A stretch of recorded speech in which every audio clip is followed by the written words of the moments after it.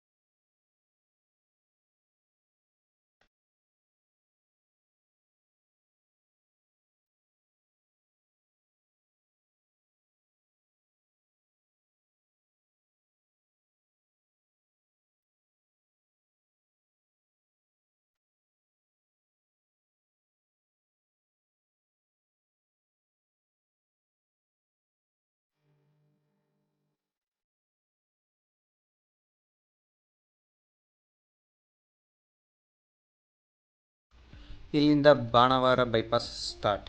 So Banavara bypass already complete ಆಗಿದೆ, ಹಾಗೆ public ಕೂಡ ಓಪನ್ ಆಗಿದೆ ಇದು. ಸೊ ನೀವು ನೋಡ್ಬೋದು ಎಷ್ಟೊಂದು ಬಸ್ಸಸ್ ಎಲ್ಲ ಓಡಾಡ್ತಾ ಇದೆ ಆಲ್ರೆಡಿ. ನಾನು ಒಂದು main road safety measure missing, ಅಥವಾ ಅದು ನಮ್ಮ ಮೇಲೆ ನಾವು ಹಾಕ್ಕೋಬೇಕೋ ಇಲ್ವಾ NH ಮೇಲೆ ಹಾಕಬೇಕೋ ಗೊತ್ತಿಲ್ಲ.